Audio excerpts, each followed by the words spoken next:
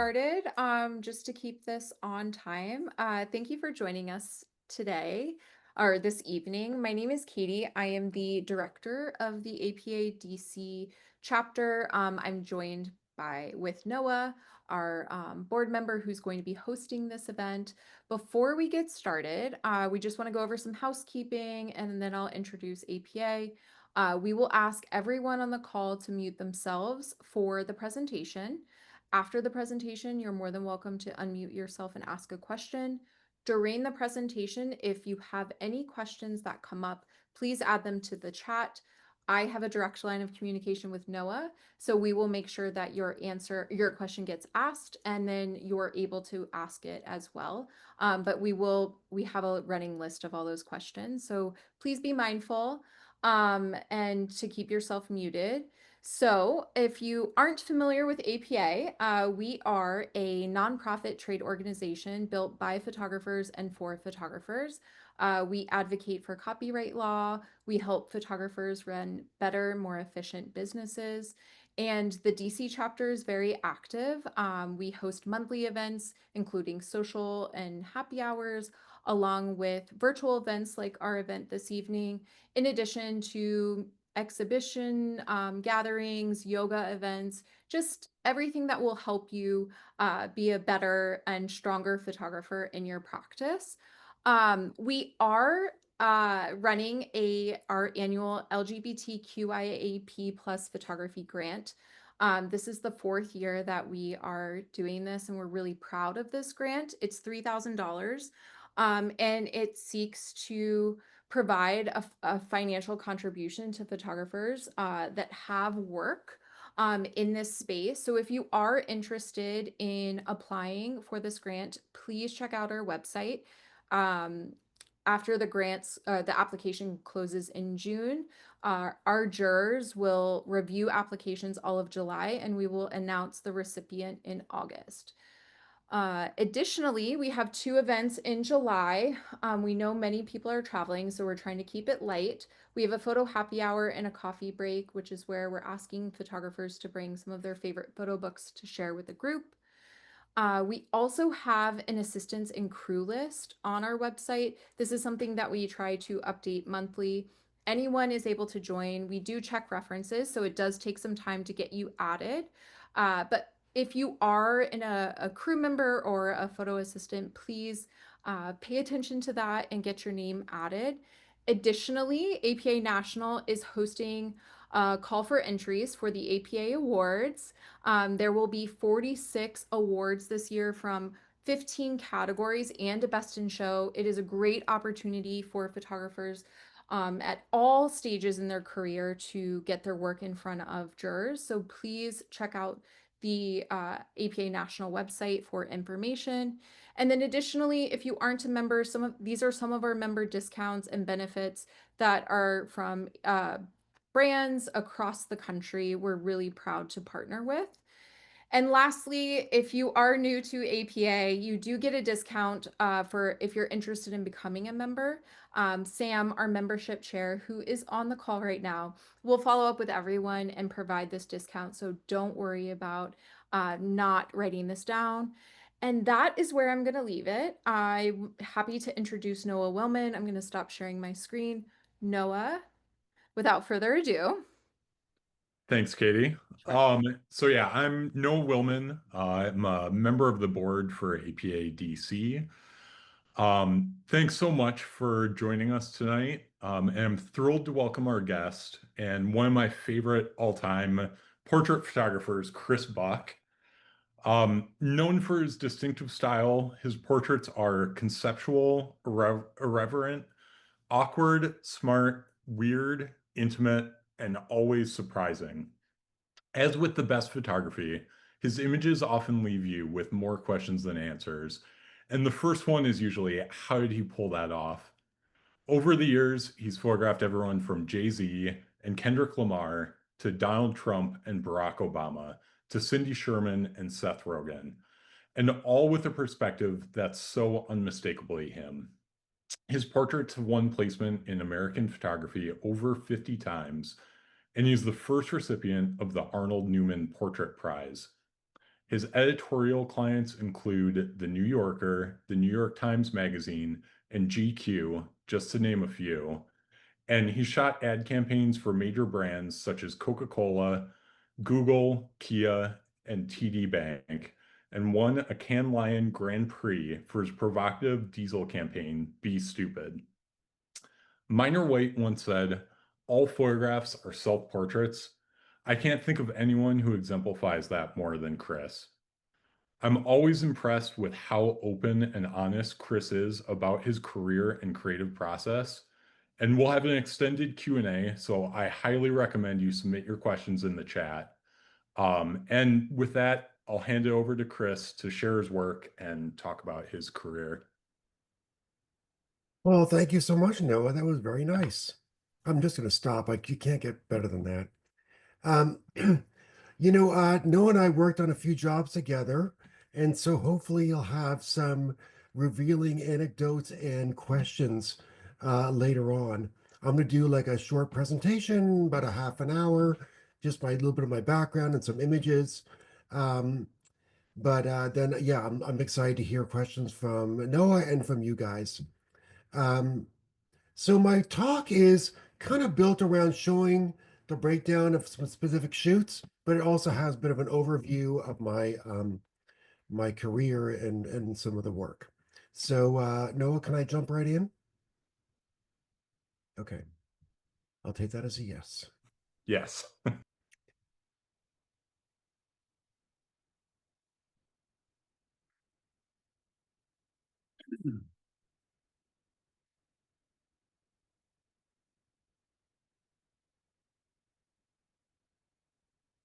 All right. Can you see my pineapple? That's a question I often ask, and Yes. usually the answer should be no, but in this case, it's yes. Okay, so okay, this is just my holding slide, just to be clear. This is not really very meaningful. All right, so yes, I'm known for making awkward and uneasy portraits of celebrities. But I also do personal projects and lots of personal shoots. These are actually two failed photo projects. Um, as Noah kind of nodded to, I'm very open about my practice, but I'm also open about my frailties and my mistakes. It's kind of weirdly part of my brand. Um, the on the left was a project I did on children in my town in New Jersey, and the right was I tried to do a series on Times Square characters, but both of them I just stopped after a few shoots. But whatever, we can talk about that later. I mean, I think that's really basic. I mean, it's not some big failure. It's better to try lots of projects and see what takes off, and rather than just not trying at all. This is a series I did of 10-inch figurine of myself about 10 years ago. I shot it for Instagram for about a whole summer. I do lots of ad work, which I love to do. Super fun. Maybe we'll talk about that later. It's not moving forward. It's stuck at it. Let's see.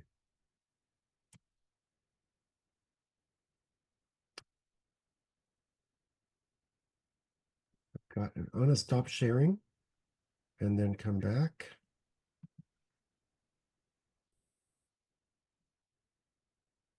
All righty. I also direct videos. This is an ad for SAP. I'm not going to show the video. It's a still from it. I love shooting with a range of people. I started off shooting more music, but here's Artist Cause. So really big part of my career is shooting the varieties of people. This is filmmaker um, Kavi Sahira, um, Bill Bruford on the left, and then Nick Offerman. And then, of course, I photographed 4 presidents. And I always like to show a slide of William F. Buckley and Kendrick Lamar together because they think of each other. Um, so I've been doing this for about 35 years. I'm going to be showing a mix of pictures from different times. This is like an early music portrait. That's why I got started with doing music stuff. This is Sonic Youth from a couple different sessions.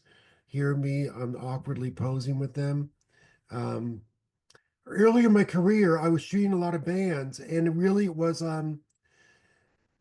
was an important lesson for me then. Really was to to not like I'd be shooting these bands and I want to be friends with them and they're my favorite artists, and they'd often be kind of dismissive or kind of mean. And so I really learned like to not really think about the subject. When Noah was mentioning about how I get people to do stuff, it really, a lot of it is this disconnect I've created where I really focus on the images and not on kind of being friends with people.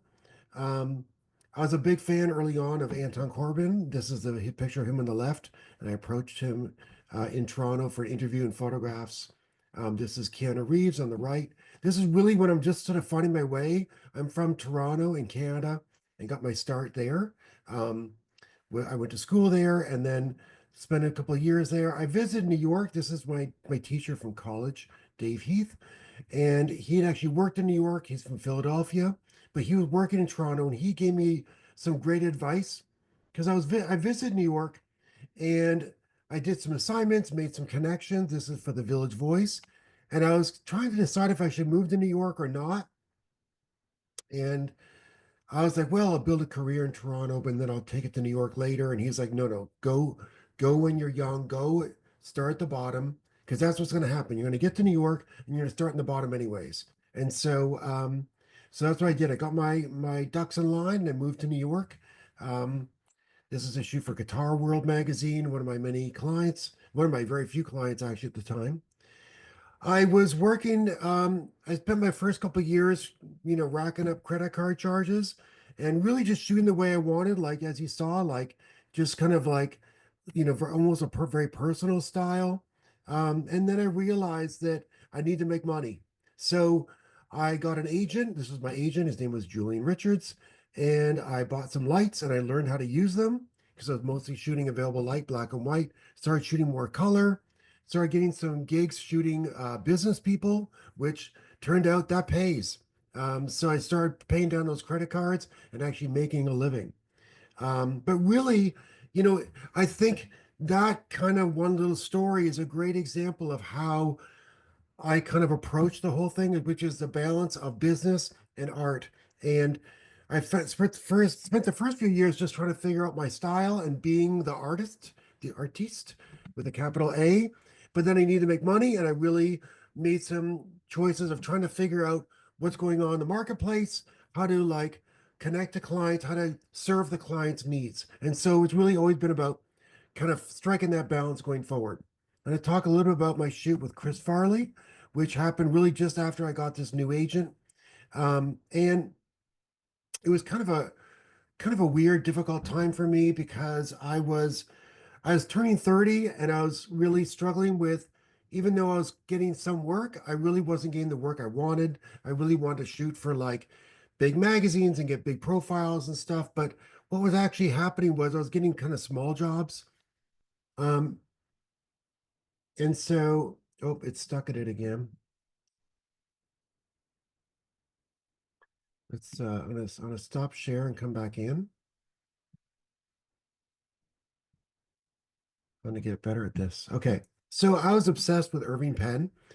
And he was like my favorite photographer. I was kind of like, this is actually a picture I took of his doorbell when I first moved to New York, and I wrote him letters. I mean, it was not stalking, but it was just a side of stalking, and kind of like what I wanted was be the Irving Penn of my time, and I realized I was not that. I was turning 30. I was, you know, I was an adult. I had to act like it. I was kind of used to kind of getting some props for being good for my age or being driven and serious. And that was all gone. Now I was 30. I had to step up and do the thing. Here I am worshiping at his door. Just don't mention this to anyone. So at the same time, I got testicular cancer and I went back to Canada for the free healthcare and got a testicle removed, TMI. Um, and so that was also kind of weighing on me. But I, what I kind of did with the whole struggle because what happened was I felt this tremendous pressure to be like at this level of success, and the clients weren't seeing me that way. And frankly, I wasn't either. I really wasn't making the work at the level that I really expected of myself or wanted. And so I just decided that I kind of decided just to kind of like take the pressure off and to just have a career in photography, but not really strive to be that level of like amazing that Penn was in my mind, and just to kind of like go with it, have a career, be a professional, but not really worry about kind of being uh just I kind of took the pressure off, and it kind of miraculously left me in a position where everything really blossomed and everything really came together for me in this period. This is like 1994, 95. On the left, that's Julia Child, and the right is Elvis Costello. Once I kind of took away this kind of like idolization of Penn and this idea that I needed this sort of incredible career, I kind of blossomed and found my own, kind of fell into my style, as it were. And it really was that balance of being determined, but also taking the pressure off that kind of opened the floodgates. Now, I did not realize this at the time, but looking back, say 10, 12 years later, I saw this is when it all really came together. My sense of framing and my sense of how I wanted these kind of awkward poses with people and stuff. This is where it all really came together. And I really kind of found my visual and kind of aesthetic style. I mean, ironically, these are both look like Irving Penn pictures at the corner and the the arched back, but whatever, we're gonna let that be. I'm still having trouble moving forward, but I'm getting better at this unsharing and resharing again thing. All right. So back to Chris Farley. So one of my practices, because I'd had that time where I kind of just did my own thing, I realized, I like to make these kind of quieter pictures that are more available light. And so I started to kind of make time on these shoots to do that. And, even though my clients would kind of want, like kind of dynamic, fun, in this case, funny, kind of active pictures, I kind of would make the time to do, um, just something for me that's quieter as well. So I just asked Chris, hey, can we just do something with you in your t-shirt by the window? And he's like, yeah, sure. He's very much what you expect Chris Farley to be, kind of funny and goofy and very playful and full of life. But he was willing to do this. Um, and the and so what I did was um, I just kind of got him over there. And actually the prop stylist brought over this crown. And so she brought the crown over and she was like, hey, I got this crown. Like, what do you think? Should we try that? I'm like, yeah, it's a cool idea. So we put the crown on, and with the cigarette and the t-shirt, it all really came together. I love this wide framing. On the left, you can see is a contact sheet. I think we shot one roll black and white, one roll of color. And then we are back to the regular antics because I am client first. Um, I'm really like, when I come up with ideas or any kind of a practice, anything I want to do where it's more just for me, I try to kind of build that ahead of time, um and then just sort of fit it in 10, 15 minutes for me. This became my best known picture. I mean, it's really the best known picture I've ever done. I sold a print of it today. I dropped it off from Brooklyn.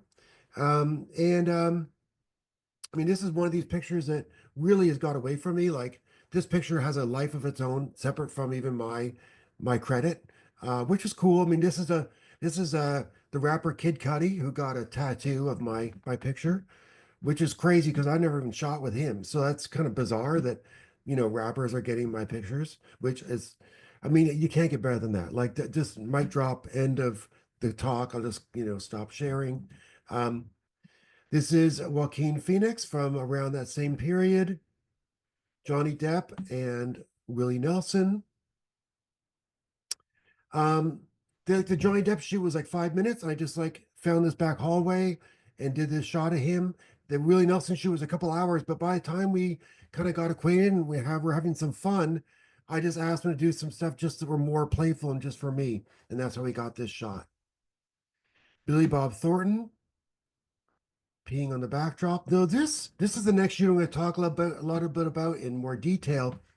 The idea for this actually came from a shoot I did about 6 years earlier with a communications CEO in Texas. Here we are. This is the finished shot. Um, the it was a great shoot. He was a great guy, but when I was shooting with him, I kind of was like I had this idea of shooting him against. So we had this backdrop out in the field with the oxen and everything, and I was like, oh, wouldn't it be great if this guy peed on the backdrop? And I was like, okay, well, it's not going to work for this guy. This is not the time. But I thought it was a cool idea. So I wrote it down and kept it. I started keeping a list of ideas that were interesting, but I couldn't use them on the day of the shoot. And that's how I ended up using it for Billy Bob. Here's my notebooks for the shoot with him. So I always take these notebooks and they're always near me.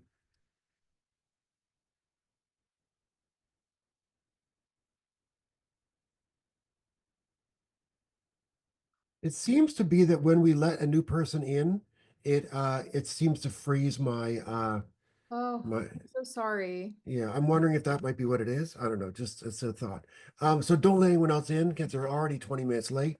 Um, the Now this is actually my photo diary, which I kept because my Dave Heath, my teacher, he recommended I do this.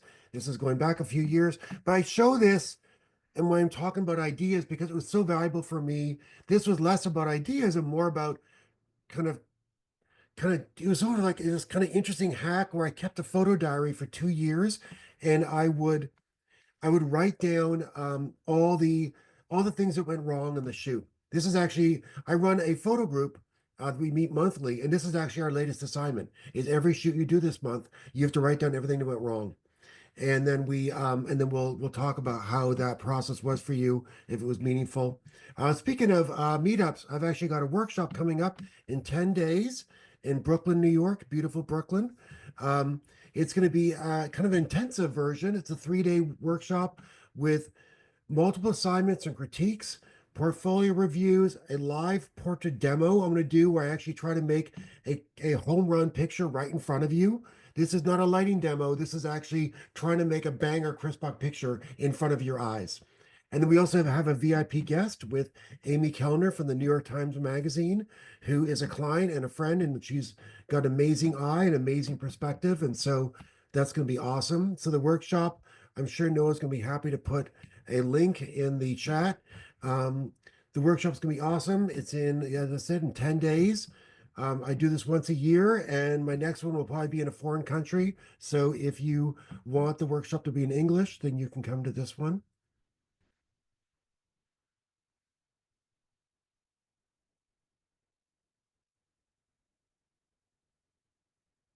All right, there's a contact sheet of Billy Bob, so you know it actually happened.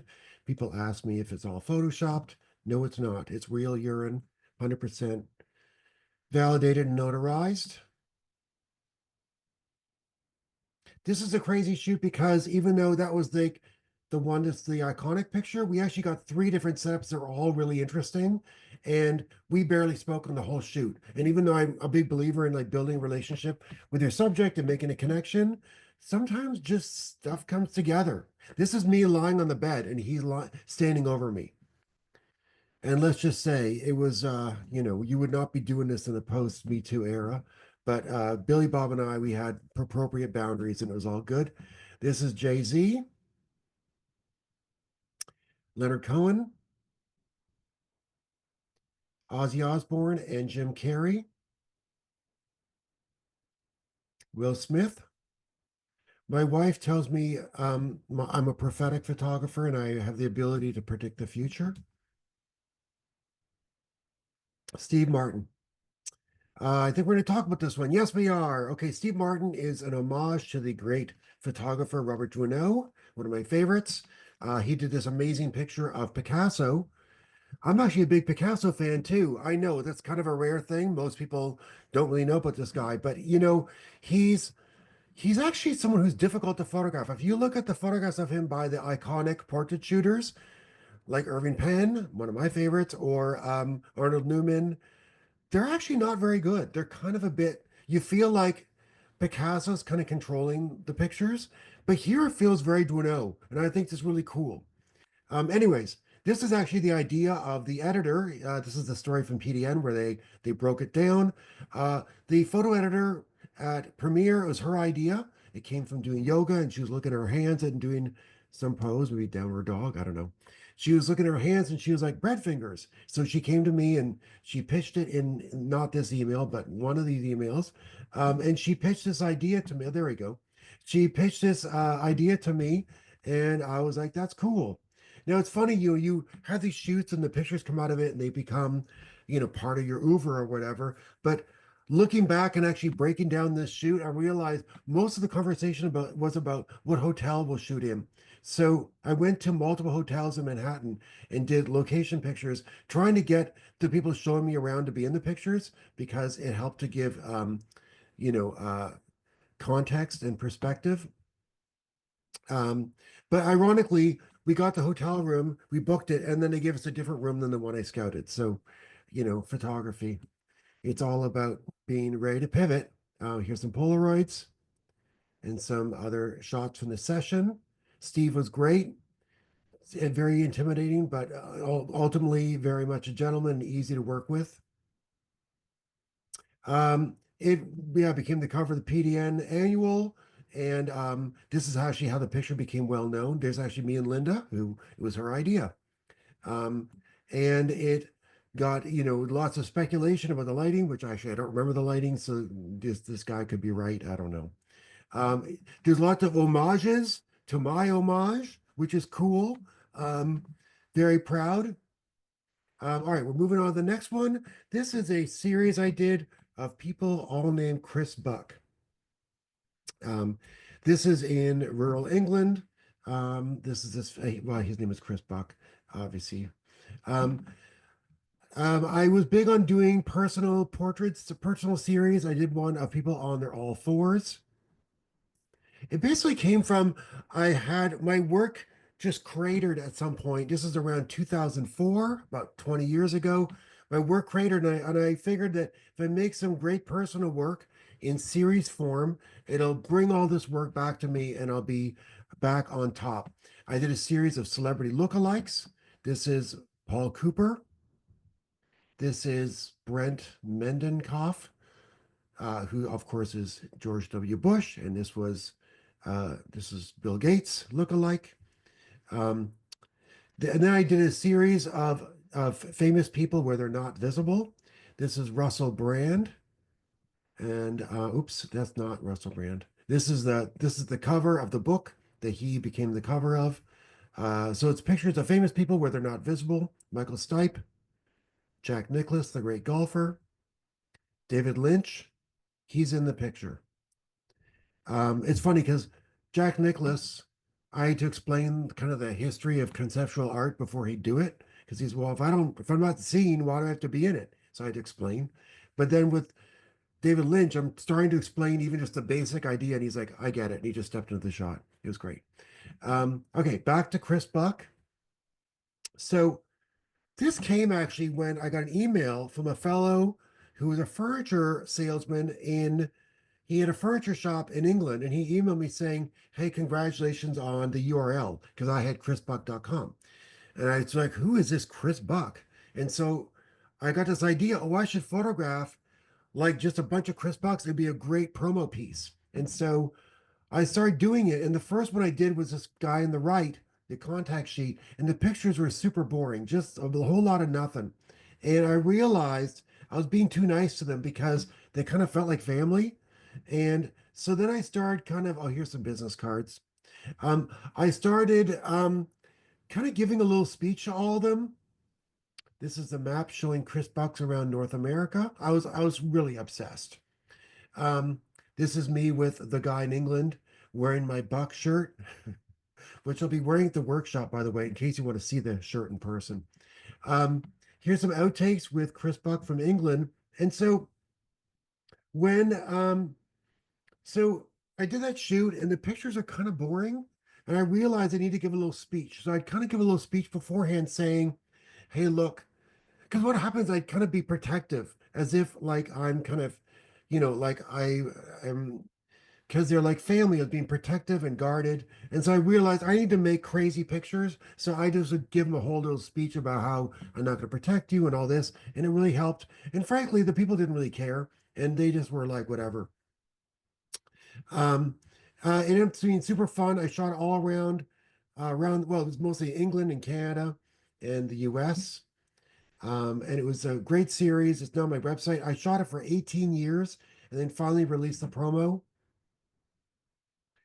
Definitely the advice I give is make your timeline for promos tighter than 18 years. That's my first real nugget I'm going to give you guys.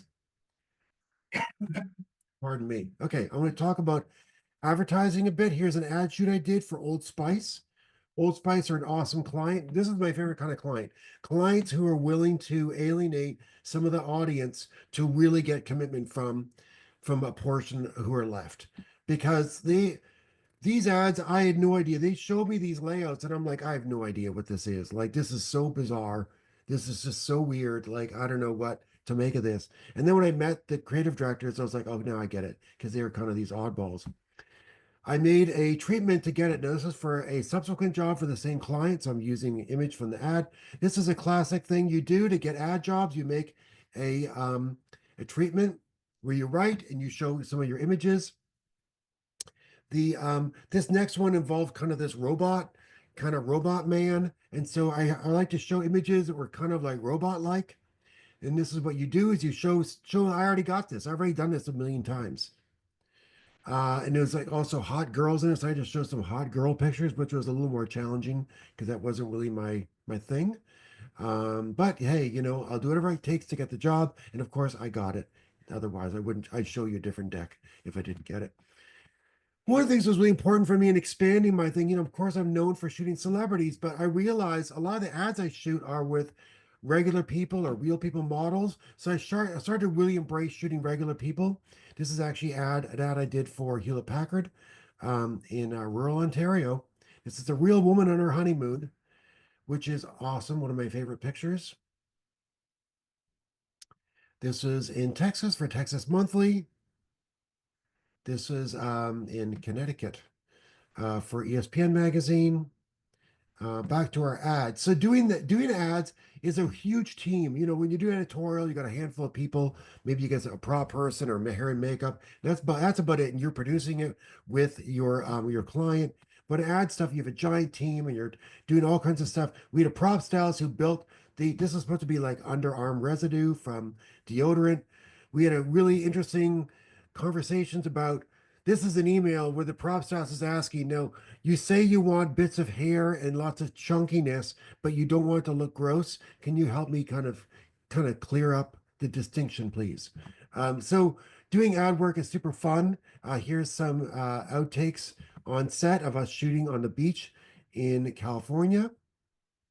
Here's actually a behind the scenes picture on the left. You can see a proposed shooting schedule. I'm working with the producers to tell them, they know I've done a lot of shoots. I'm very experienced, kind of built my career doing editorial. Then I jumped in with the advertising. So they knew I knew what I was doing.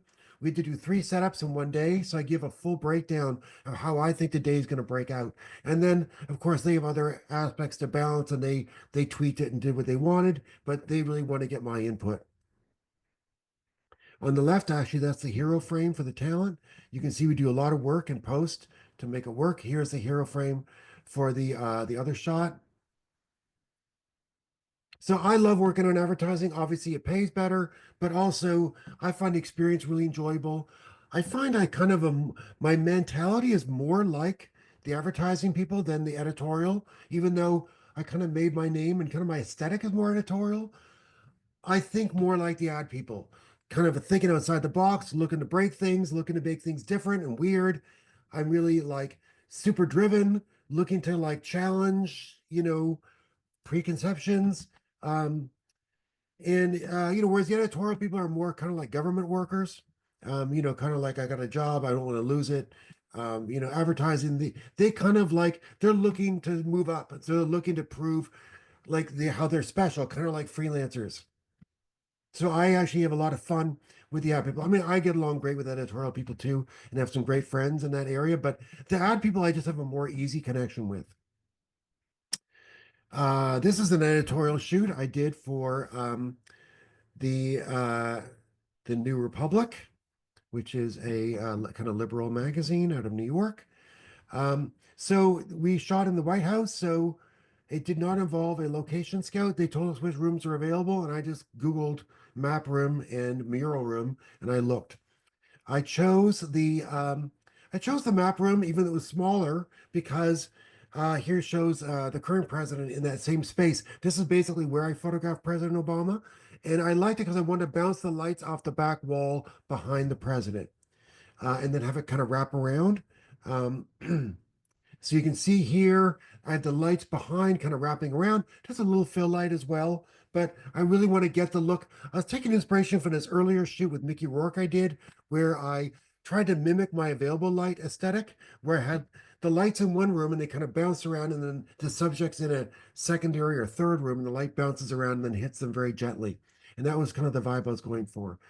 Um, with the Mickey Rourke, I did it, the lights were too far away and I was shooting at like f2.8 and only the dog is in focus. But with Obama, I moved them a little closer. We had a little fill light in front to help us, and that helped. Here we got the White House standing out in front. I'm sure all you DC folks, you're sick of this. I'll move on. Okay. So photographing the president was, I mean, he was a rock star. Like I was like beside myself. I couldn't write his name on the notebook, so I just wrote 44. And you can see here's my notes here. On the left, the bottom left here, you see those are the notes of what we'll talk about, because that's kind of like half the job is to be able to make a conversation and make a connection. One of the things one of my teachers told me was it's more important that you show yourself to them than that you get to know who they are. Because if you show a little bit of yourself, then they will open up and be vulnerable with you. And I thought that was an amazing tip, and I always try to do that. In the end, the shoot was 3 minutes. It was 3 minutes, 11 seconds, and 22 milliseconds. So there wasn't really a lot of chatter.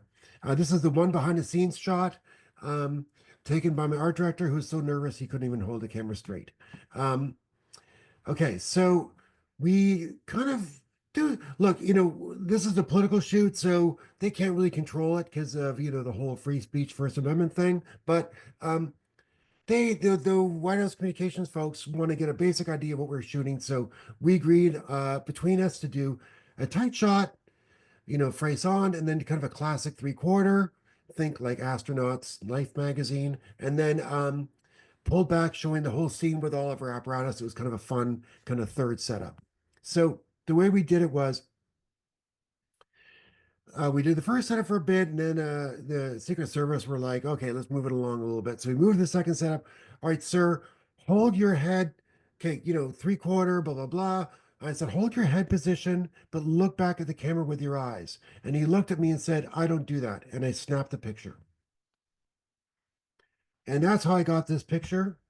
People asked me, oh, did the Secret Service tear the film out of the camera? And I was like, well, it was digital. So it's a whole lot of problems. Also, First Amendment again. Um, but that was a great shoot and very important for me. Um, this kind of brings us more to the present.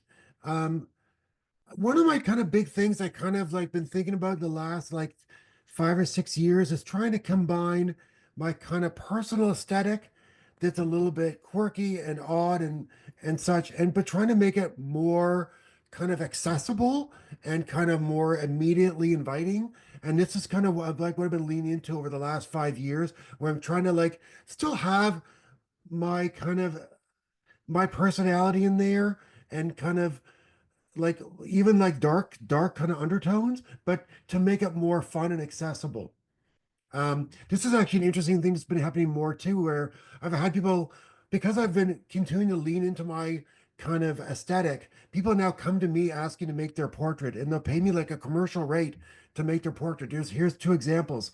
And when I first was doing this, I was like, okay, well, they'll, I guess, end up being like kind of a headshotty, kind of watered down version of what I do, but they've actually ended up being kind of, I've kind of realized, oh, wait a second, there's a chance to do the ideas that I can't get celebrities to do, like holding a lit match in your teeth, or like weirdly pressing oranges against the wall. I've also been doing more video work. Here's just a frame pull of my short film Nocturne, which came out last year. And this is the end. Awesome. Yeah, thanks so much for the presentation, Chris. And just want to remind everyone, we're going to do a extended Q&A, so please submit your questions now. And so just to start it off, one thing you were mentioning, Chris, is the advice you got about showing yourself to the subject. How do you do that? Like, what's your approach to show yourself? Oh, you're muted. Yeah. That you know what? I just dropped an amazing gem there, and I'm not going back. No, like the example I had in the shoot with President Obama, then one of my notes um was about like how we both have daughters. So, I had a daughter who was like 3 at the time, and I had a funny story about like one time I said to her, I said, I point to the stars and stripes, and I was like, this is your flag, this is your country. And her name is Olive. So she said, it's the olive country flag. I'm like, all right, that's what we're gonna call it going forward, is the olive country flag. Um, and so I was gonna tell like a story like that. I think that just trying to find commonalities. I mean, one of the great bits of advice I got early on was talk about things that are immediate, like, hey, do you have any traffic coming here? Like, it sounds stupid and mundane, but it's amazing how it just grounds everything. I do a lot of research on people beforehand. I had multiple musicians tell me, like, I photographed Pete Wentz from Fall Out Boy, and he was like, you know more about me than half of the interviewers like interviewing me this week. Like you've done more research than people actually asking me questions. Or when I photographed Interpol, I knew all their names, and I was like, all right, Carlos, switch with Paul, or this kind of thing. Uh, which I still remember those two names. That's the other two. I don't remember. But they were one of Paul said, you know our names better than half of the label. And people say things like this because they everyone wants to be respected and to be seen. And when you're working with someone, you want to feel like there's a professionalism and there's a level of like curiosity that you know what you're doing. I'll tell you another one too. I photographed the writer Neil Strauss, and I'd gone to his space a day before. He lived in LA, and he had this kind of crazy indoor outdoor bathroom, and I wanted to shoot with that. And I wanted him and his wife and his newborn kid to be, actually, if you go to oh boy, where is it? Maybe go to photography, and then probably conceptual. It's probably down a bit. You'll see it's a horizontal shot of a bathroom, blah blah blah blah. Anyways, so I'll keep looking. all right, it's fine. Okay, so when I was shooting with them, it's not in there. I would be in the other one then people, I think people, Portraits? the next one, no, Okay. people, life and people. Yep. Um, it's a very white picture with a bathroom. Anyway, so when I was shooting with them, I just had them in towels and they're basically naked. And like Neil's like, oh, I hope the towel doesn't fall down. So when I had to shoot that first, there it is on the left. And because of the way the light was behind, I actually even put some like diffusion or like some like ND on the windows because it was already getting too bright. So I had to shoot that shot first. So usually I do a shot that was more kind of surprising or unusual kind of later just to build some, connection and some successful setups or whatever first. But I need to do it first because otherwise the light was going to come around and ruin the whole shot. And so I asked him, like, would you be okay to do that? And he's like, sure. So we did it. And then after the shoot, we were like having a soda in his kitchen. And I was like, oh, did you like look at my work? Is that why you were like okay to do this shot? He said, no, I heard you came yesterday to see the locations. I knew you were serious. And it's funny how you have these things that are just part of your professional practice that you don't really think of as being like a signal, but the little things you do, like me researching people, or me going to the location beforehand, or even like I photographed a photographer earlier this week, and they set the shoot for 2 to 4 p.m. And I'm like, what on earth were they thinking? I mean, that's the worst light of the day, especially this time of year. So I asked if we could start later. So we actually started at 5:30 and shot up until sunset, which was obviously amazing. And I kind of thought, no, they didn't bring it up. I kind of was like, they must kind of hear that and be like, okay, this guy knows what he's doing. Like, or even the fact that I'm asking for what I want is a positive signal. Now, if they'd said no, hey, look, we have an obligation that evening. We have to be in by 4. I would have been fine. I would have worked it out. But I like to ask for what I want. I like to be professional. I ask for the situations I feel I need. Awesome. And I mean, I know it's one of the first questions you get from everybody, and something you've already covered a little bit, but how do you get people to do the things you do in your photos? Well, you worked with me. Yeah. What do you see me do? So a lot of times it was just you don't really necessarily ask. It's more like do this and just continually asking. And if they say no, you just move on to your next idea.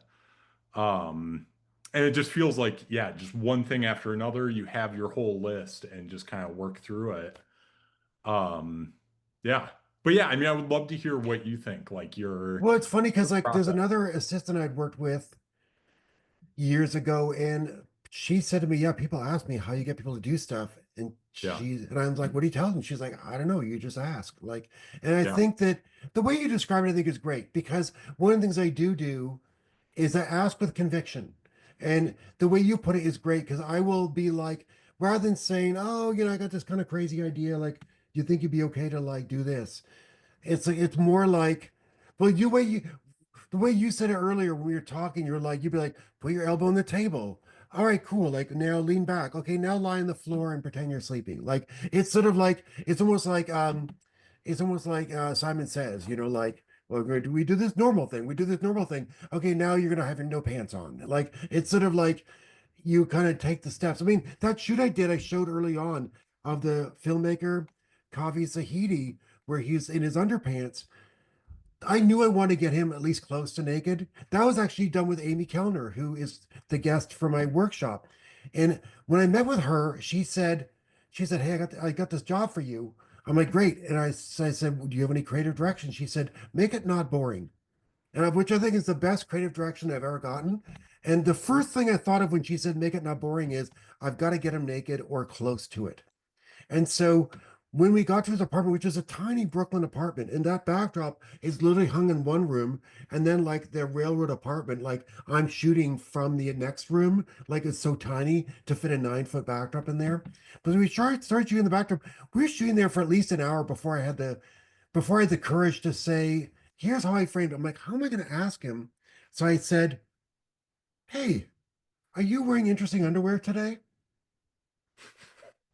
And he's like, "Actually, yeah, it is. Also, my socks are great." I'm like, "Well, let's shoot with your great socks too." So that's how I asked. And I think on some level, like it's sort of like asking a girl out. She's either gonna go out with you or she isn't. Like, and you kind of like just need to ask, and you kind of like you need to frame it in a way that sounds confident, but in a way like it's a foregone conclusion. Like either she's interested in you or you're not. You just need to get the question out there, and that's kind of like a bit of the mentality. Like, the thing is, a lot of times people they say no to half the ideas, but I always have the next idea to go on to. And if anything, I'm more afraid people will like be super open than I am afraid people will say no to everything. Because occasionally you get a subject like that photographer I photographed earlier this week.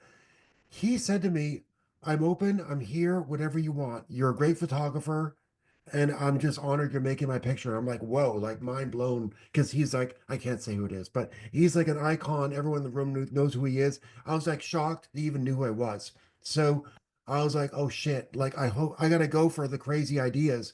So we had him like crawling on the ground and like under fences. And so that was actually the second setup. So I almost lost him there. But he came back and it was good because he was covered in grass and sweat. And so he made the picture better. Anyways, I don't know. Like, I think a lot of it too is like that stuff you asked earlier, like about talking to people. That stuff sets the foundation. So when you say, hey, I want you lying on the floor with your feet on the desk or whatever, that they'll be like, this guy seems to know what he's doing. And I think they rarely know my work. It's just more how you conduct yourself. Um, yeah, I mean, they're not going to do everything, but you kind of try stuff and you see what works.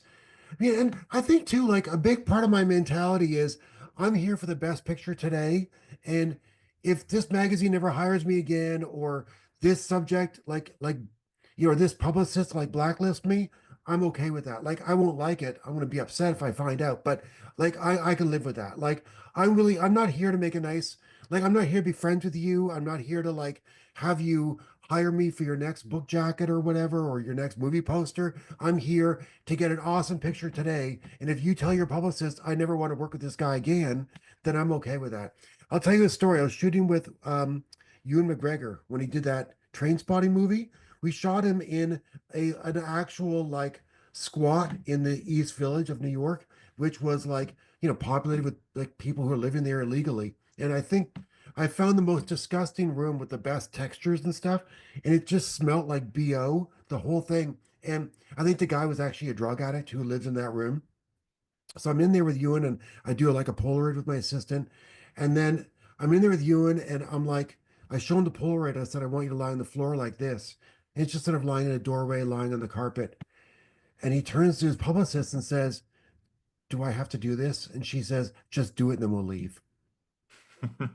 But I got the shot and it's amazing. Like it's a Yeah. great shot. It's very like kind of stoic looking, but he looks at me and it totally fit the train spotting vibe. It's a great shot.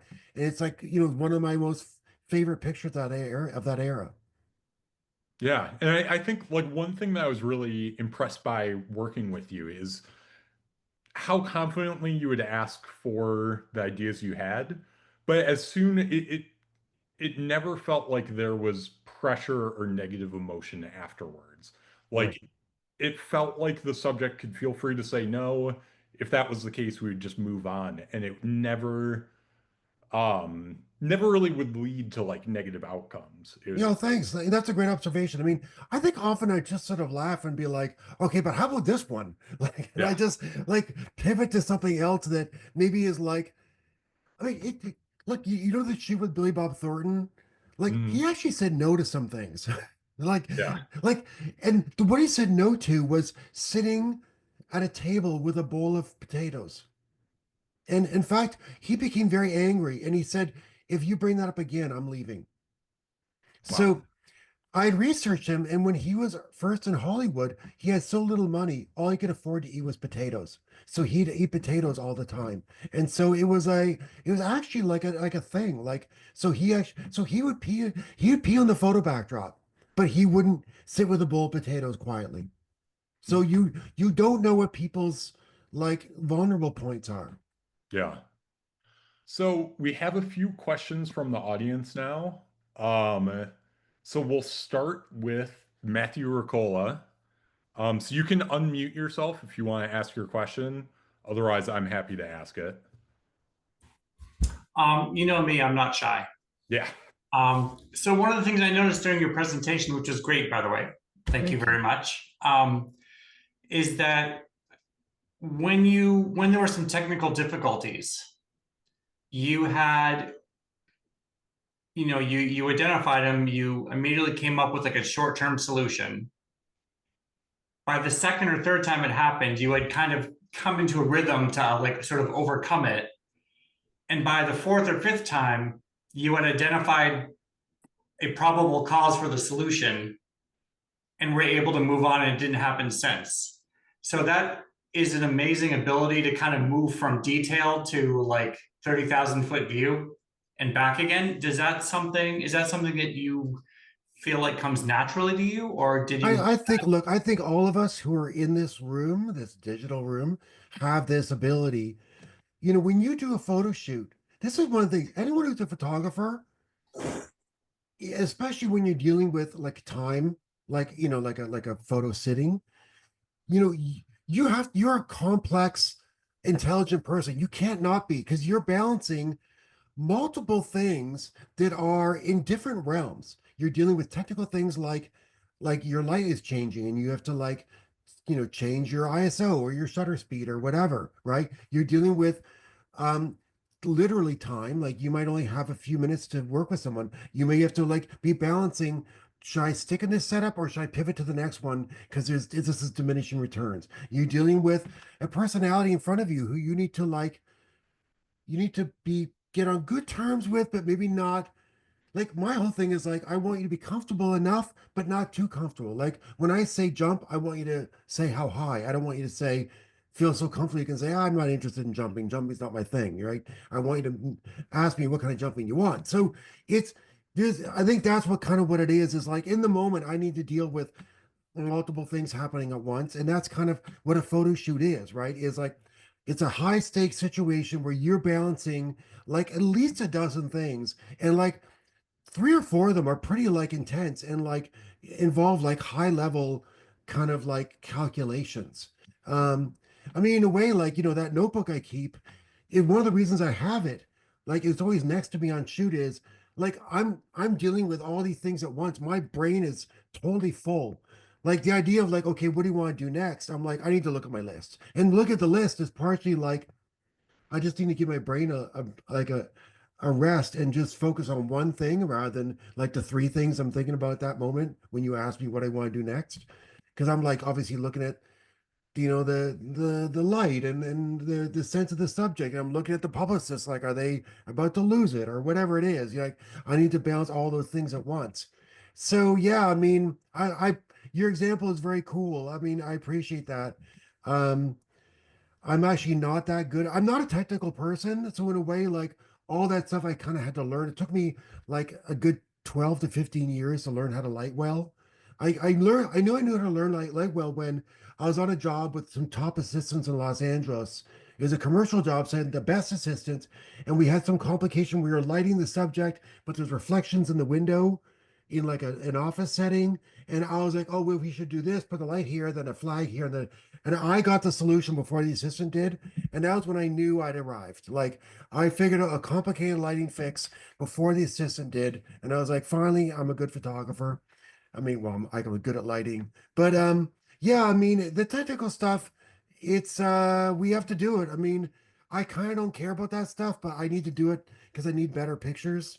But yeah, I mean, yeah, it's a fun example. I mean, it's I think we all do it. I think that what you do is in a way one of the things I think you find yourself doing is what are the things I can do before I get to set that will make that stuff easier or make it like one of the little things I do, which is kind of a nothing thing, is I make the folder in Capture One the day before the shoot so that it's just one more little thing done.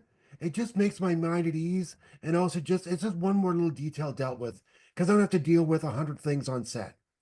Um, and in a way too, like I kind of embrace the chaos of set too. Like some of my favorite bands, like purposely kind of aren't polished, and it's kind of just a kind of a crackle to what they do because there's a sense of kind of the bands are kind of weirdly tight and yet also kind of chaotic at the same time. And I think my best pictures have that sense of like this is obviously planned and directed, but there's a sense of a real moment in there too. And I think that this is what I try to do is I when you look at my pictures, I want there to be a sense of intention, but also a sense of a moment. And I think that I'm trying to, when I'm shooting, I'm trying to balance those things. But yeah, thank you for your question.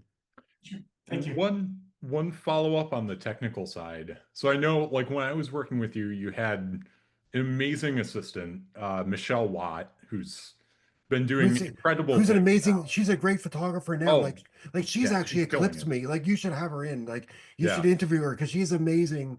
Yeah, sorry, keep going. Yeah, so I was just when I was working with you, a lot of the time we would be 100% doing the lighting and you would just be focused on like the ideas, framing up the shot and like working with the subject. Yeah. Is that typically how you like to work? Like, do you normally like to completely take your mind off the lighting? Honestly, like a third of my shoots I do just with my intern, and my Yeah. intern like doesn't know anything. So that forces me to like know how to work my camera and my packs and all that stuff. And frankly, it's how I know when my gear is broken. It's like, hey, this thing isn't tightening properly or whatever. Like that's how I often learn is like because I use it. So I'm forced to know it. And especially the camera, I expect assistants to know my camera because every photographer has a different camera. By the way, I use a GFX 100S from Fujifilm in case anyone cares. They don't sponsor me, but they should now. But yeah, yeah, I mean, I that's what I prefer to do. Like, I want to kind of be in the zone of dealing with the subject and ideas, but I can't always do that. As much as I possible, I try to do it all on the front end, like that shoot with President Obama. We only had 3.5 minutes, but we had 2.5 hours to set up beforehand. So once we were shooting, everything was just moving very smoothly, and we just quickly got through the three setups. Um, so yeah, like I'm trying to be very present and I'm trying to make jokes and make people relax and get a moment and whatever, all that stuff. Yeah. Yeah. But I Awesome. can't always do it. And the fact is that, I like to be one of the reasons I'm still in the business is that I can shoot with just like my intern or I can shoot with a crew of 30. And I'm equally comfortable with both. And and I like both actually. I like doing small shoots. I think there's a different vibe to them, and I learn stuff, and I kind of have a little more freedom on those shoots. So I like both. Yeah. Yeah. Awesome. So now we have Clay Larson. So Clay, if you want to unmute and ask your question. Sure. Hello, Chris. Hey, Uh, Clay. I was just wondering, like you mentioned, I think it was with the people named Chris Buck photos, like, oh, some of them seemed a little boring. Like, do you ever catch yourself like in a shoot, maybe you're executing an idea and you're like, this is like a feeling of like, I don't know, this is a little boring, like in the moment. And do you like completely pivot ever? Or is it more like, this was the idea, let's just follow through with that? And I guess if you do, like, is there anything like, oh, if I'm feeling this way, maybe it means we need to try something else? Yeah, yeah. I mean, so yes, yeah, yes to both. I stick with it and do something, but I also pivot. This is why, like, when I go into shoots, I have tons of ideas, even on personal shoots. In fact, doing that Chris Buck series, I mean, it's one of the reasons it took 18 years, is that I kind of like because they were regular folks and people didn't really know who they were, I need to make the pictures interesting even though there was they weren't like a famous musician or whatever, right? But I also wanted to make them kind of like low key, so it was an interesting practice for me to find a way to like how can I add curiosity while making it also not like super conceptual. And so doing those shoots was really hard. And yeah, I would still like one of those shoot. I do those shoots. Those they were from my personal project. One of them I shot 40 rolls of like 2.25 film. And my wife was like, next time just take 20 rolls. And so you'd be forced to get to that sweet spot faster, which I thought was probably decent advice because the thing is I was used to doing jobs where I respond really well to having a client and having like I got this fire under me to like produce. Like every job is an audition for your next job, right? And so if you don't deliver, it's gonna be a long time before they call you again. So I need to like ace every job. I want them to be thrilled and surprised and shocked at how good it is every time I shoot for them. So they don't want to hire anyone else. Sorry, guys. But I mean, trust me, it doesn't work. They hire lots of other people. So really it's doing personal shoots. My biggest obstacle is in my brain, is that aspect of well, it's a personal shoot. Let's just stop and have lunch. Like that's kind of like my favorite part of the day is like having lunch. And so um it's I this one though I go in with a lot of ideas and usually it's a mix of simple and complicated and all that. But yeah, I will like okay, your description's interesting because I will start to shoot it. I'll usually shoot a bit. I'll shoot like 20 frames and I'll try moving, I'll switch positions or move here. Let try facing away from me or whatever. Because there's usually a reason why I want to do that thing. But like I did a shoot recently, it was kind of just a personal shoot of a couple. And I had this idea, but the light, it was early in the morning, but the light was still getting pretty intense. It was hitting a tree behind them. It was like lighting up really bright and very green. And it was kind of just taking over the whole shot. And I was like, look, you guys are great and you look beautiful. But the fact is, this tree is taking over the shot. So I just moved on to the next one. So I maybe shot it for like 10 minutes. And then I pivoted to the next one where he shot that for maybe 20 minutes. And then the next shot, the third one, we shot that for like an hour. And we did variations on it. And that was like the one that was like, and then we did a fourth shot too that was also good. And we kind of built on the momentum of the 1 hour one. But the 1 hour one, like just the test shots were like, whoa, this is awesome. Like, and so we did variations and we played with it and got them really relaxed and it just turned out amazing. And that's the shot. In fact, we could pull it up, Noah, if you want. It's Yeah. in my conceptual section. Okay. So it's a couple, and I was shooting it. Yeah, they're on the right there, that couple in the kitchen. So I had them lying on the kitchen counter. And it was just trying to, the whole idea was to do a couple's portrait, but without the romance cliches. So show like connection and love, but without the kind of obvious cliches. And this is one of the ideas I came up with. And it just worked out amazing. And initially I had it so their faces were together, kind of stacked, which was cool. But then when I flipped it, it actually became even better because it just was a little more, it took kind of a more of a beat to figure out what was going on. But yeah, this was done like 2 weeks ago. So I'm, you know how it is. You always like your most recent pictures. But that's a great question. Yeah, I mean, I think, you know, definitely like there's a rhythm to shooting and it's something you figure out over time and you have to have your own rhythm. I think I'm a big believer in like, look, obviously I teach the way that I shoot, but the fact is I know different people have different ways of shooting and getting fantastic results that could be like a total like, you know, 180 to what I do. I was talking with a friend of mine who interviewed Art Streiber and he's talking to Art. I guess he interviewed Art after me, and Art was talking about how he sees a shoot as a collaboration. Every shoot is a collaboration with the subject and the client, and it's all about all getting on the same page and moving towards a singular goal together. And I was like, yeah, that's the opposite of me, which is, and he even said to Art, like, oh, Chris Buck's the opposite. And Art and I are colleagues and friends, so I'm sure he found it amusing. But I'm the opposite. I go in there like totally like laser focused on my ideas and I want to execute what I want. Now, in the end, realistically, they really are collaborations because, in a way, the ideas the subject says yes to become the things that we move on together and create something magical. As you can see with that couple, it really is like you can see that obviously they're collaborating with me and they're obviously very much on board. You can just see that through their body language.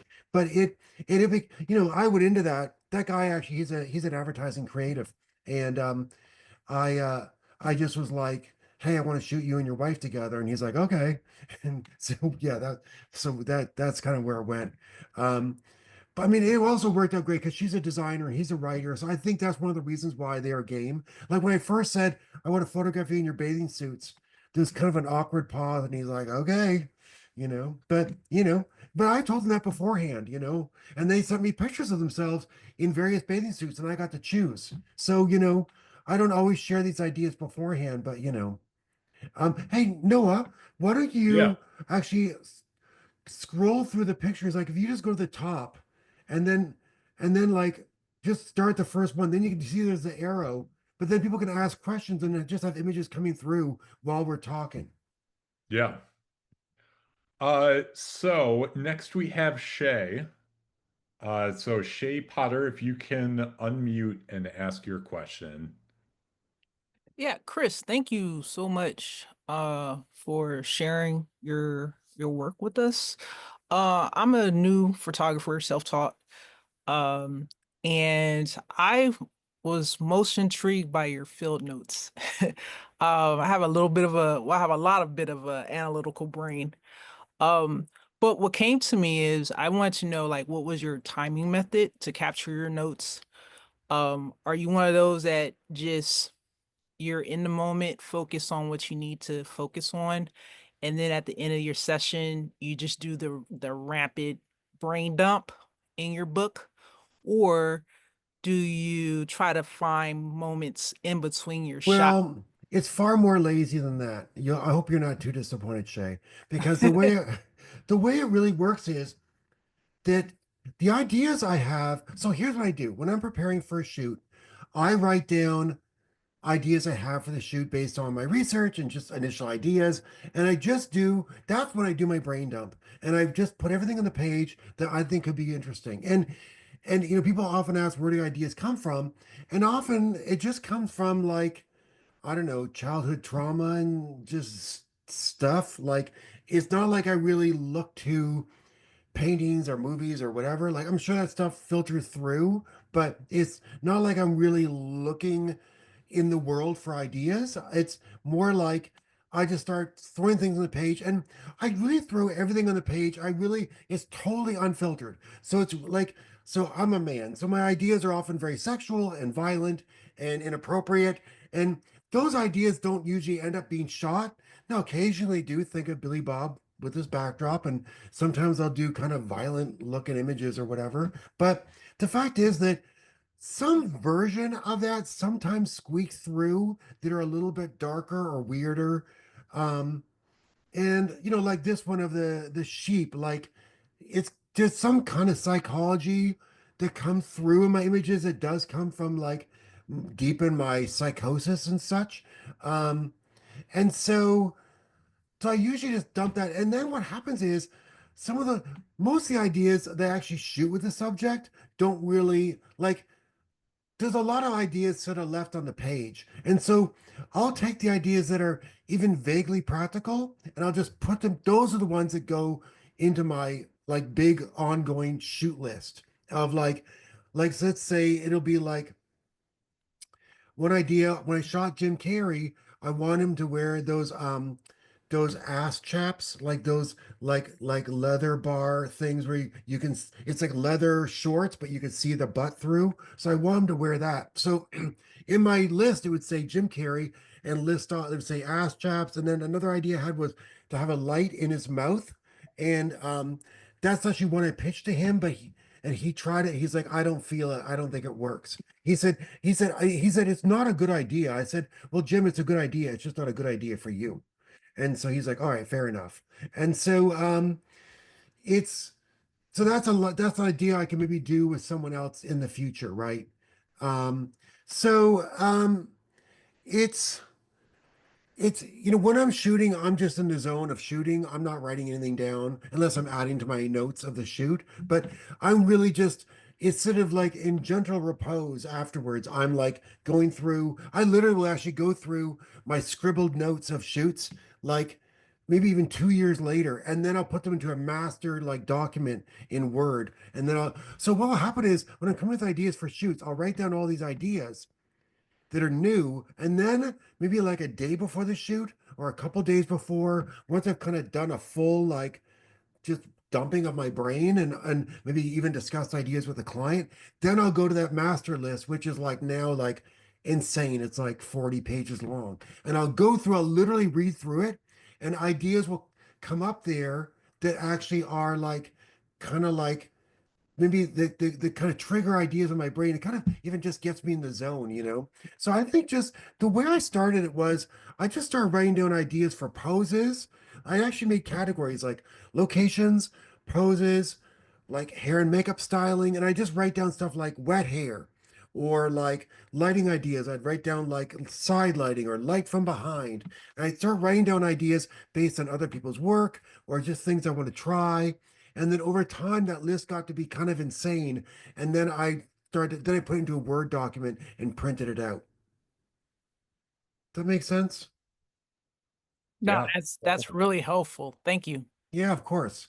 I think that because in a way, my best ideas come when I've got an actual shoot, an actual job, because nothing inspires like a deadline. Like when you've got something you need to do, again, there's that sense of like, I've got a deadline. I need to make some work that's awesome. I just need to like put the pedal to the metal and just like figure out a bunch of ideas. Awesome. So yeah, we have a question from Rob. Do you ever have any resistance from CEOs, politicians, celebrities, public figures to any of your not boring ideas? Well, so at every shoot, I go in with a range of ideas from crazy, awesome, like bonkers to super safe and just like you can't say no to this. And okay, Kong, stick on this one for a second. Let me just tell the story behind this one. This is an interesting one because, and I will answer your question directly again, but this is Simon Cowell from whatever show, X Factor or whatever show he's doing, American Idol, I guess he made his name on. And so he kind of known of being like difficult and a grouch and everything. But I read his Wikipedia page and he was like big on animal rights, which I found very surprising. So I pitched to the magazine, let's get the cutest animal we can and just bring it to set. So so they pitched a bunch of ideas and that and some other ideas to the publicist, and the publicist said, like, simple portraits only, no props. And but the magazine, God bless them, just said, well, let's hire an animal wrangler and have them bring some bunnies anyways. They showed up at the shoot with like literally a dozen bunnies of different sizes and shapes and all this. And he was so enamored. He's literally holding a bunny through the entire shoot. Like it was amazing. He couldn't resist. Now, while we're shooting, he's making fun of me and mocking me to his girlfriend, like when I couldn't see, because we have behind the scenes video that we could see later. But no, look, I don't care. Like I'm not there for like a nice time. I'm there for a shot. But this was literally, and also too, they kept saying stuff like, "Okay, let's wrap this up." And I'm like, "No, no." And I'm wearing a watch, and I'm pointing at my watch and saying, "I was told we have 25 minutes. It's only been 10 minutes. We're doing the full 25 minutes." And like, no, I'm alone. There's no one on my. It's me and my and a couple of assistants. There's no one there from the magazine. This was done for GQ. There's no one there from GQ. So I'm there. I'm fighting for my time. And I'm like, yeah, no, we're staying the whole time. We're using every minute. So this is shot in the last 3 minutes. And just by luck, Simon closed his eyes at the same time as the bunny did. And that's how I got this shot. So I always go in prepared for the, you can keep going, Noah. I always go in prepared for the full range of they're open to craziness and they'll do nothing. When they'll do nothing, I just make sure I find a great environment. I make sure I have great lighting planned. I mean, when I photographed President Obama, that's why I'm so obsessed with the lighting. Because when you're shooting politicians, they usually do nothing, like zero, nothing. So you just come in with beautiful lighting or you find a great environment, like the shot of Tom Hanks just sitting in that curb. Like that was a situation where I'm like, okay, I just like Tom was great. I'm not being critical. He was very cool, but there's only so much I can do with him in a limited time and all that. And so but this space outside the studio was just kind of cool and weird looking. And I managed to get him to sit outside for a few minutes. And I didn't even ask. Like I asked at the end, but I didn't ask like his people, hey, do you think he'll go outside? Because it is would have been like, no, it's Tom Hanks. But while we are shooting, I'm like, hey, it's a beautiful day. Let's go shoot some shots outside. There's a cool scene. He's like, great. And we were like having a great time and talking about different things. And he's just obviously Mr. Friendly, so it worked out great. But yeah, I always plan for the full range of crazy to super simple. You know, some subjects will do nothing, but you can still get a great shot if you know, have a great environment or great lighting. Awesome. And then one question I had is like as I was revisiting your work, I was um kind of shocked by how many of the images that I thought were shot in the past 10 years actually were 20 to 30 years old. And one of the images actually brought that to mind. And so I was just wondering, like, I feel like your style's been pretty consistent throughout your career. Hey, And a Noah, lot of your the work cursor, feels, your cursor is in the middle of the frame. sorry. Thank you. And thank you. Um, Sorry. yeah, and I just feel like a lot of your work just feels very timeless. Like this, to me, feels like this could have been shot a week ago. Or, I mean, I think this is close to 30 years ago, wasn't it? That you took this photo? This is I think 2001, so it's Okay. 20 years So ago. 20 years ago? Yeah. Yeah. So the story with this one is I'd seen that applause sign. This is a good one for you, Shay.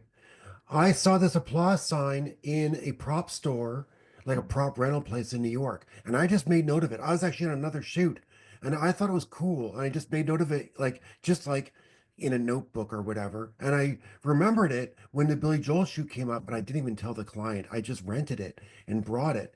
And when he came in the room, we came in, and he's like, "Oh, what is this?" And I kind of explained it, and he did it. But yeah, I mean, I think Noah, I think even early in my career, it took me a long time to find my visual style. And I think one of the reasons why was that I didn't really, it took me a while to figure out that like the kind of photography I like wasn't really like about dynamic lighting or like this sort of kind of crazy dynamic visuals. Like I think my pictures are dynamic, but they're kind of dynamic in a kind of understated way usually. And it's almost more like accumulatively, like over looking through a few images, you get a sense of my aesthetic and my viewpoint. But I always kind of was drawn to pictures that were kind of more kind of like I guess classic lighting or kind of I wanted pictures because the pictures I liked by people like Arnold Newman or Penn or even people like Cindy Sherman or Sally Mann or Diane Arbus, other people who were like still kind of odder. They still had kind of their lighting wasn't really like showy, like it was kind of simple. And I remember loving like Marilyn Mark and Larry Fink when I was starting because their pictures are kind of lo-fi, but they had a viewpoint.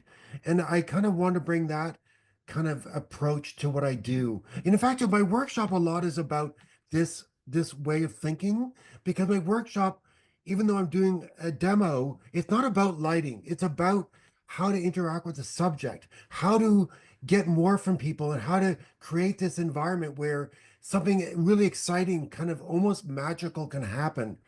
Because it's not really a like, yes, you do lighting and color and all those things matter, but it really happens when you're on set and you're kind of in the moment and you're kind of balancing all those things and you can kind of get the subject to go somewhere kind of unique and special with you. But I remember like the Chris Farley picture, the photographer Peter Yang was saying to me like, "Oh man, like there's a through line of your work going back 30 years. Like there's a consistency to your approach and style because that picture is 30 years ago."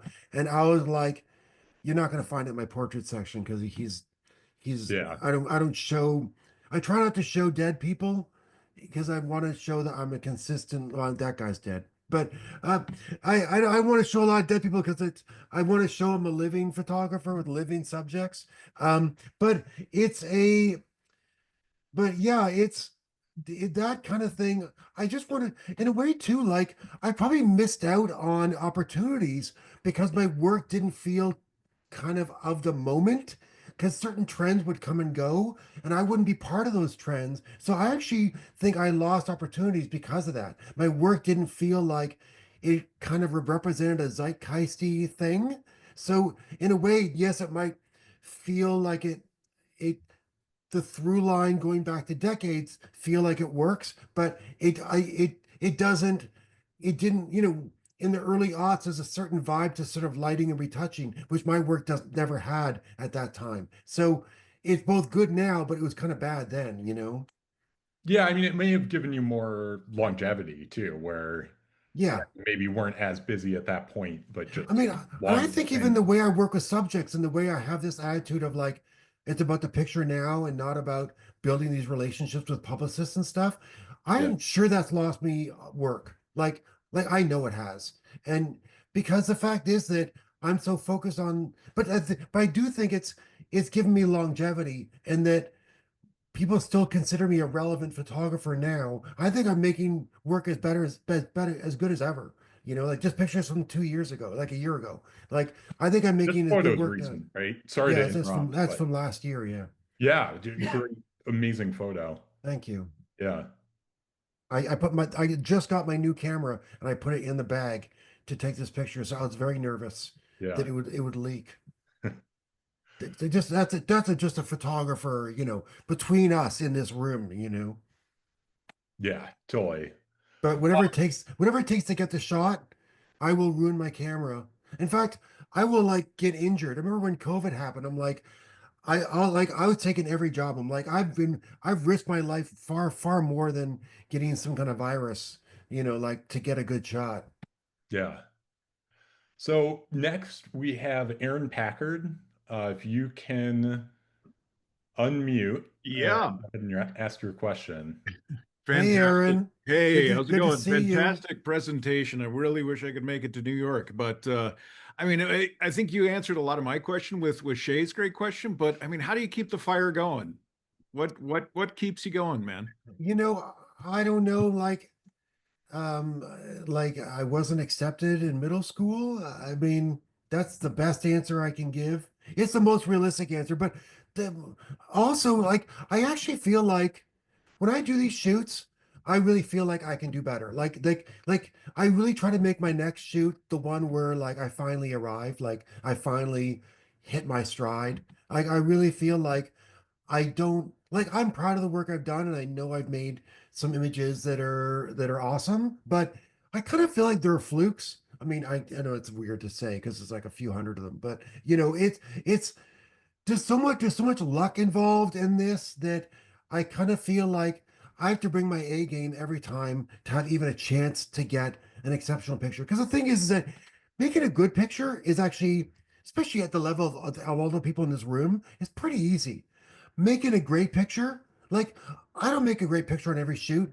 I maybe make like 3 great pictures a year. And so doing that is super hard. So I need to bring my A game and I need to really act like like everything's on the line. Like it's every shoot needs to feel high stakes for me to deliver. Because the fact is I can do good just by showing up, but I can't do great. It's just not how it works. By the way, can you go back one frame there, Noah?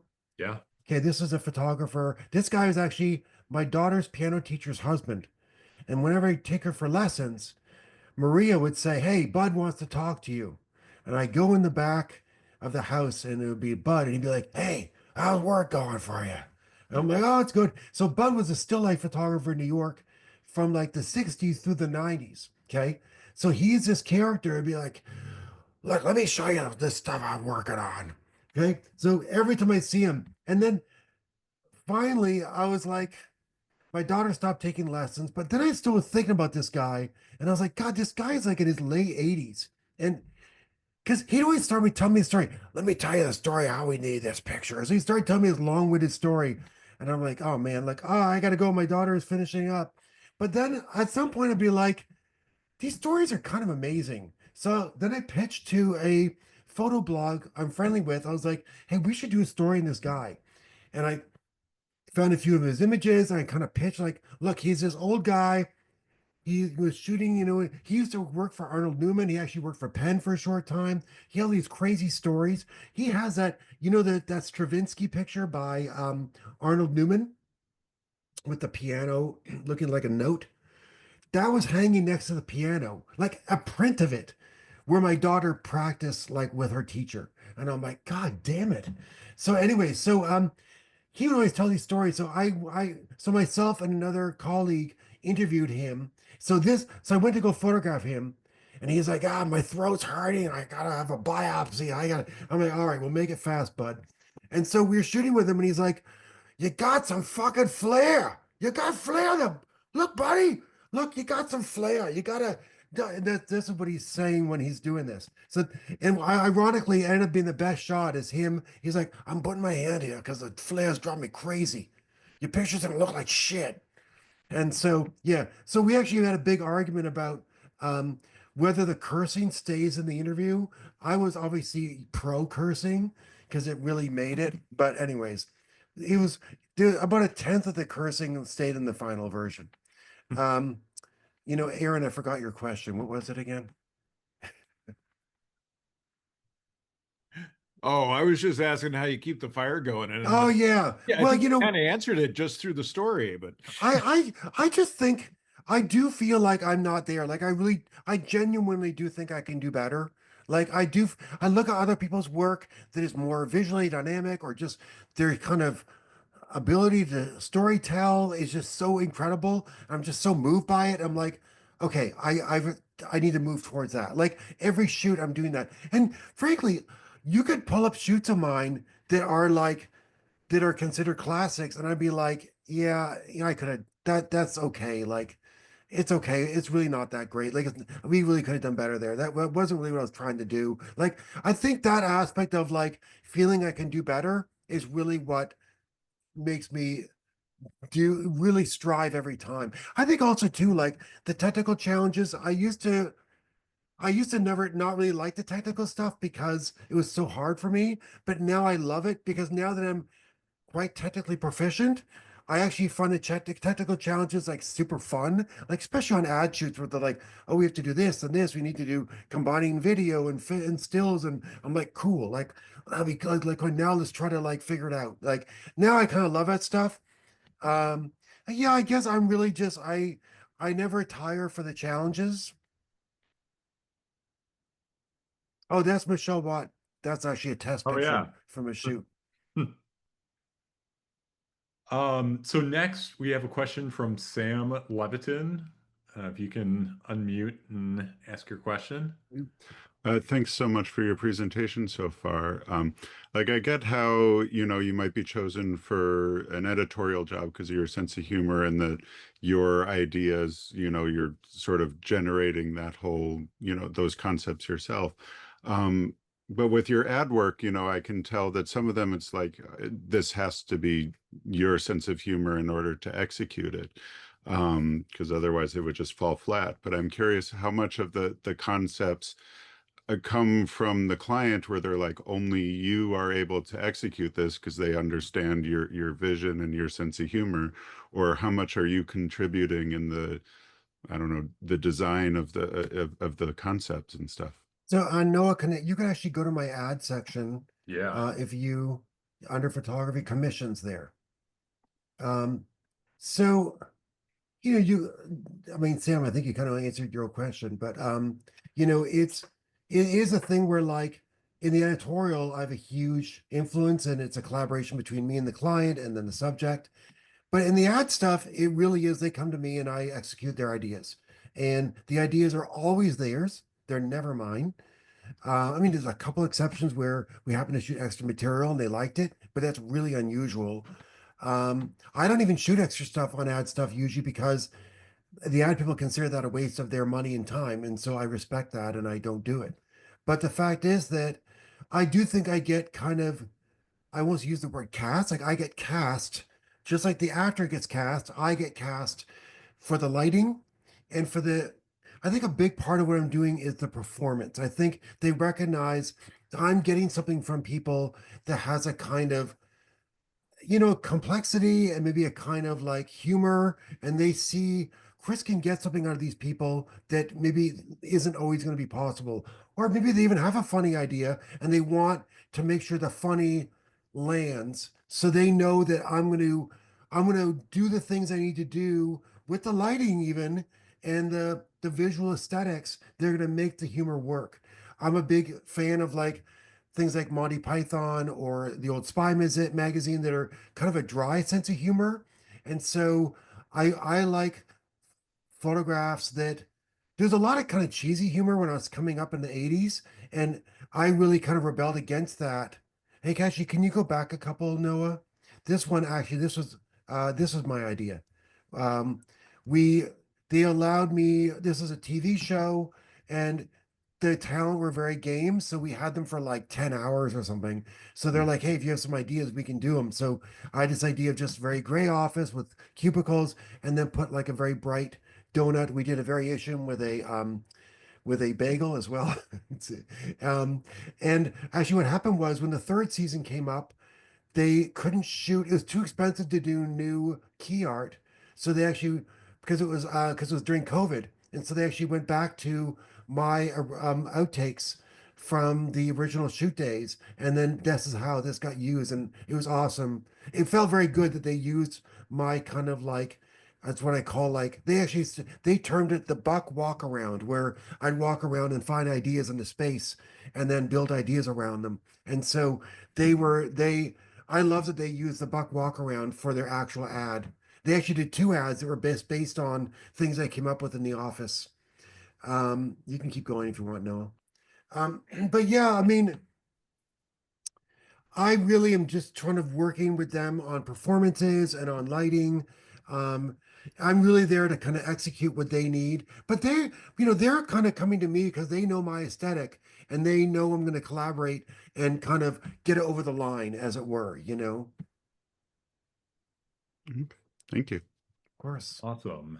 And then we have a question from Yuri Hasegawa. If you can unmute and ask your question. Hi, Chris. Thank you so much for everything. It looks so awesome, and I've been big fan of your work.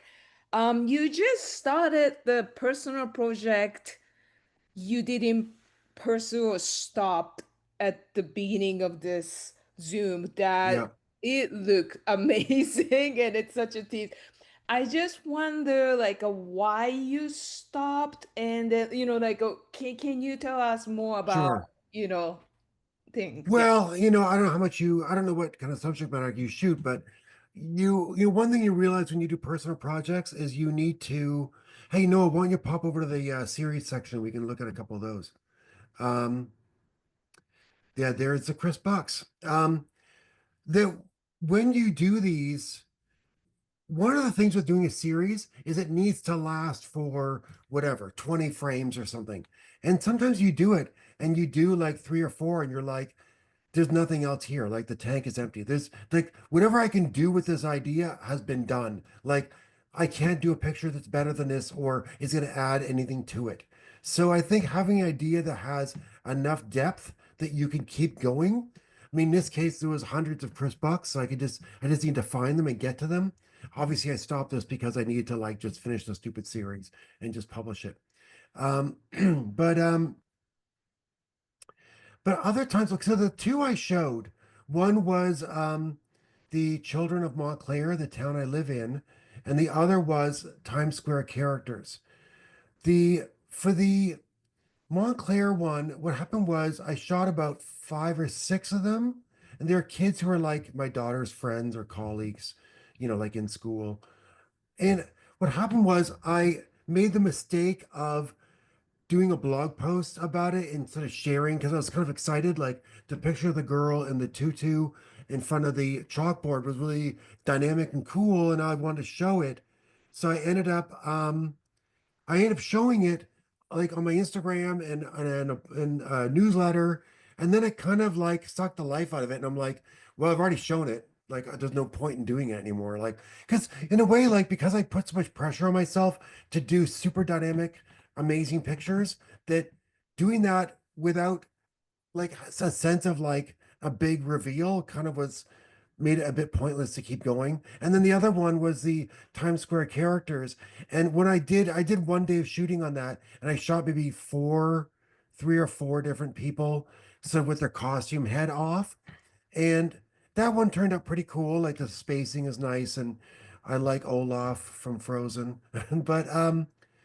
But the reason I stopped doing it was these people are all from Central and South America, and it just felt weird to be like doing their picture and having their name attached to it without telling their actual story because these are immigrants, these are recent immigrants who are doing like a pretty like low end difficult job, and to not actually bring some humanity to them by showing more of um of their story just felt like it wasn't giving them due respect. So that's kind of why I stopped that. And I guess if I have an assistant at some point who speaks Spanish, then maybe I'll go out and redo it more. But I don't know. It also kind of felt like there's only so far I can get. Like how many Spider-Mans and Mickey Mouse can I do before it becomes kind of predictable? That totally makes sense. Thank you very much. Thank you for the question. Thank you. Awesome. And next we have Emmanuel Laidlaw. By the way, I'll mention that the series we're looking at here is famous people who are hiding in the pictures. It's called Presence. This is Judd Apatow, the director. And that was David Byrne with the suit, and this is Anthony Bourdain, Todd Todd Bridges, Nick Cave, the singer. This is Paul Anka. That's not Paul Anka visible. Paul Anka's hiding. All right, sorry, what's your question? And yeah, so Emmanuel's question is, do Hey, you? hey, hey, hey, hey. Oh, here we go. Here he is. Hey, good evening, everyone. My name is Emmanuel Laylaw. I'm currently based in Atlanta, Georgia, Morehouse College alumnus. But first, I want to say, first and foremost, APA DC, thank you for putting together this program. Mr. Buck, thank you for sharing your work and your story with us. I greatly appreciate it. I love the photo that you took of Jay-Z, but I just wanted to ask you, as a person that's based in Atlanta, and things of that nature. I'm just curious, do you regret not leaning into the trends as you reflected kind of on your personal work and things of that nature? Sorry, not leading into what?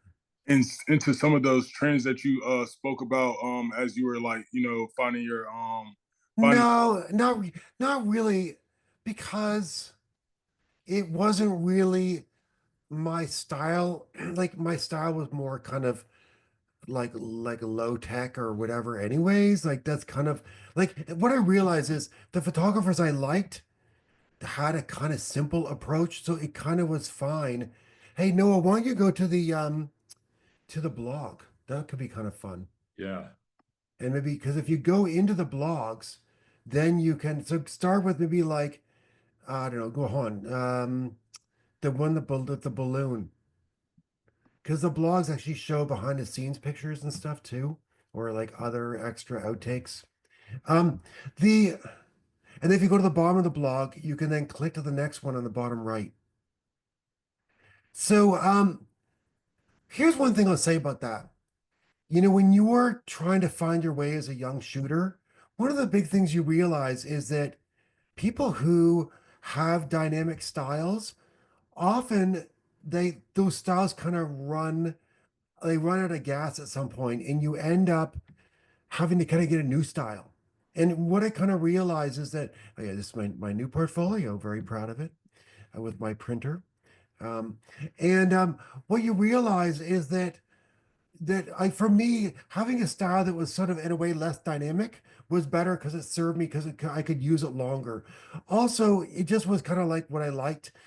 So one of the things I've kind of learned is that you choose your subject matter and your style chooses you. Because it really took me about like 6 years of shooting full time before I found my style or my style found me. Because I really need to be working for a long, long time and really like be in the thick of it before the style really came together. I mean, it sounds kind of crazy even to myself that I was working as a full-time photographer before and I didn't even really have a visual style. Like I kind of just trusted that it would come together on its own. But I did know that I wanted to shoot portraits of famous people. That was like my laser focus. And that allowed me then to know who to promote to, who to like, solicit for work. So and kind of that's all I needed. In a way, my guess is my clients saw my style before I saw it. Like they probably had a sense of who I was and what I could bring to the table before I could really be aware of it, I don't know. Does that answer your question, Emmanuel? Yes, sir. Thank you so much for that. Yeah, thank you, of course. By the way, this is my blog. There's Bud again. I've been keeping this blog for like about a dozen years. There's my Bud's work. There's my daughter doing her piano lesson. The next post has more Bud's work. Because so this is one he's like, okay, with the cat. Now look, you can't get a cat to lick its mouth on cue. It's not gonna happen. We put peanut butter in the top of its mouth, and it was looking like that for 20 minutes. That's an exact quote from the interview. He shot this ad for go back to the Eastern Airlines. He shot this ad for Eastern Airlines, and he told us exactly how he mapped out how he was able to like. Now imagine if you're photographing hundreds of people. This is like, probably shot in the 70s. Like this was shot on a crane, like in a like airplane hangar. So imagine having to. This is no Photoshop. This is all shot live, right? imagine having to direct all those people. It was crazy. They walkie-talkies, but he told me how they made a grid, and then each person was told where to be on the grid, and that's how they kind of got everyone to line up quickly enough to make the shot happen. That was a story that made me want to actually interview him. Was that crazy Eastern Airlines one? So as we wrap up here, Yeah. I'd love to hear more about your workshop and like what people should expect to learn from it if they're Yes. gonna join you on it. So obviously, like in this, our meetup, I'm talking about my process and my work, and I'm happy to share anything I know. But the workshop actually much more is about the participants. And as much as I'm open and I share as I do here, it really is about helping people find their voice, because the fact is that people are going to get to their place through a different path than me. I really want to help people open those portals so that they can find the pathway to what they are meant to be doing as a portrait shooter. I mean, portraiture is really that's my strength. That's where I'm really here's one for Emmanuel. This is Jay-Z homages. This is people who posted things on Instagram and tagged me, and I collected them over the years, which I thought were freaking hilarious. And it's interesting to see the details they pick up, like the drinks and the cooler. People love the cooler. Sorry, I'm just a call out to Emmanuel for that one. But it's a yeah, so it's really about helping people find their voice. And frankly, I actually have one assignment that's actually tailor-made specifically to each person. Like I actually essentially kind of do a short interview with each person and get a sense of them and build a bespoke assignment just for them. Now, don't tell anyone that, okay? That's a secret between me and the 60 people in this room. Awesome. And I mean, anything else you want to add before we wrap up? Yeah, I mean, I love seeing everyone show up here. I love seeing all the positive questions and energy. I love doing this, and I think you can see from my images, like it's so much of it is about joy. And I really, as much as I'm actually a super competitive person and very driven, I love sharing what I know or my experiences, and I'm really glad everyone came today. And yeah, I love the positivity in the space here. I think this has been a very good experience. Thank you so much. Yeah, Chris, thanks so much for taking the time. We really appreciate how open and honest you are and just sharing all your knowledge. It's really appreciate it. And thanks to everyone who's attended. Great group. That's it.